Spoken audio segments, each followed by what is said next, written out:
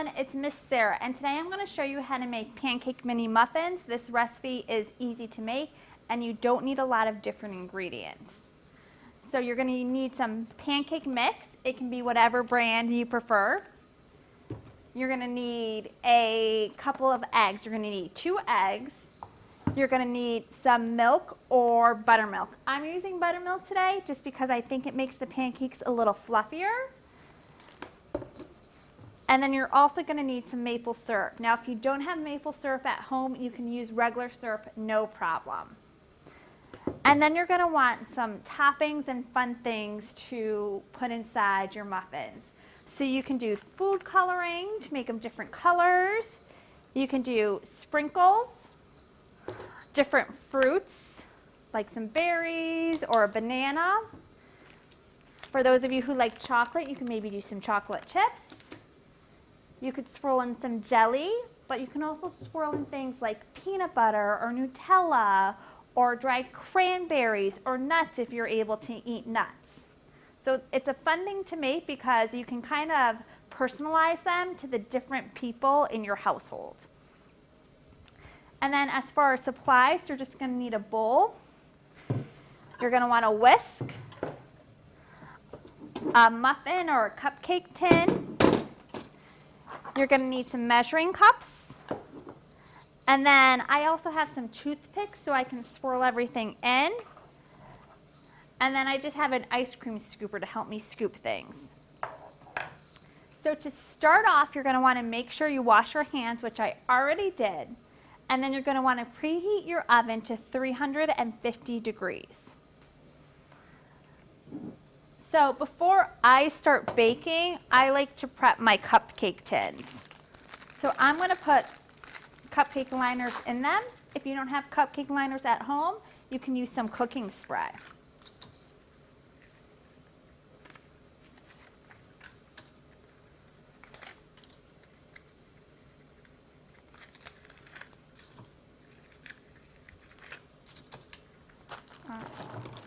So now that my cupcake tin is lined, I'm going to start measuring and mixing together my ingredients.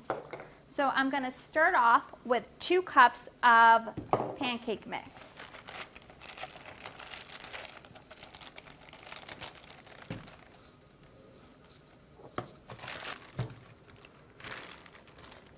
Now, one thing that is important when measuring dry ingredients is you want to make sure that you have an even cup full. So you may want to use a knife to smooth out the top. All right. So that's 1 cup, so I need 2, so I need 1 more cup.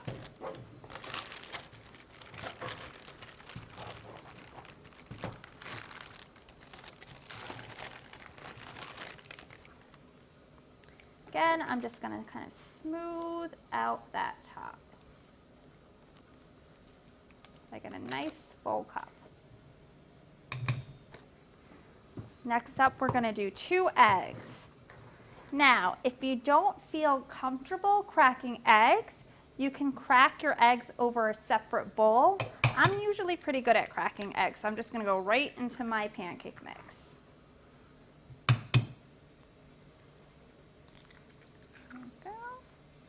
So next up, we're going to do 2/3 cup of milk. Now, if you're using buttermilk, something important to keep in mind is you need to shake it before you use it.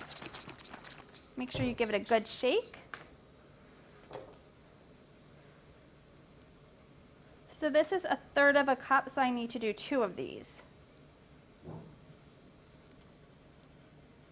And now that my buttermilk and eggs are in, I'm just going to combine my ingredients before I add the maple syrup.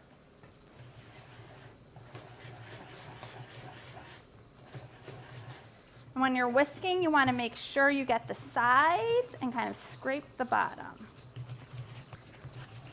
And it's okay if there's some lumps, but you don't want your lumps to be too big because otherwise you'll get chunks of pancake mix.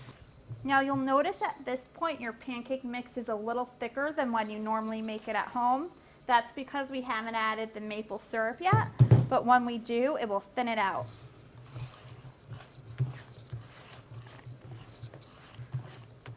That looks nice and well mixed. So now I'm going to add my maple syrup. Now, like I said before, if you don't have maple syrup at home, that is okay. You can use regular syrup. So I'm going to do a half a cup of maple syrup.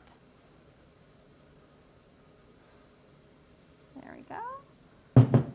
Now I'm just going to whisk that maple syrup in. You can see now that I've added my maple syrup, my batter is a lot thinner. It's closer to the consistency of when you do a cake mix at home. Maybe slightly thinner. Next up, I'm going to scoop my mix into my muffin tin. Now, I'm using an ice cream scoop. I like to do this when I'm making muffins or cupcakes because then I know I'm getting the same amount in every tin.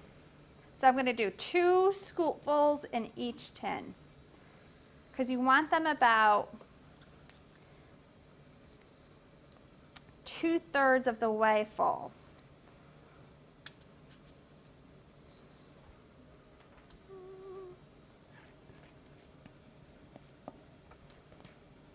Now that I have my mix in my trays, I'm just going to wipe off some of my drips off the top of my muffin tin so that they don't burn. So now's the time when you can get creative and you can add your mix-ins. So I'm going to start off with some rainbow sprinkles. And I'm just going to do maybe 2. I'm just going to do like a pinchful. And I'm just going to use my toothpicks to mix them in evenly throughout. So a lot of the library staff likes chocolate, so I'm going to put chocolate in a couple of them. I'm going to share them with the staff at the library. So you want to do about a tablespoon of mix-ins in each one.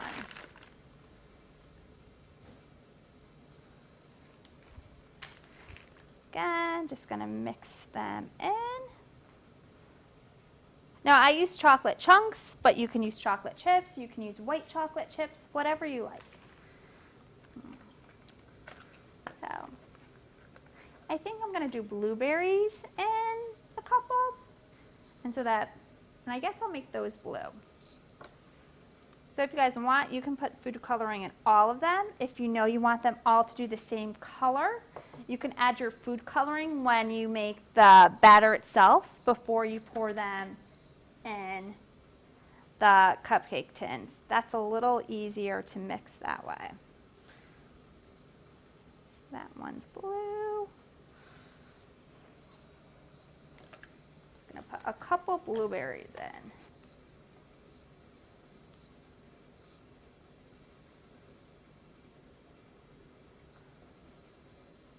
See, I have some blackberries, so I'm going to add 2 blackberries. I'm going to cut up some strawberry and add strawberries. Again, just use a toothpick to kind of mix them in. I'm going to add a couple slices of banana, and I'm going to do like coin-sized bananas, and then I'm going to cut them in half so it's not too chunky. Finally, I'm just going to swirl in a little bit of jelly in one of them. I'm just going to do like a spoonful.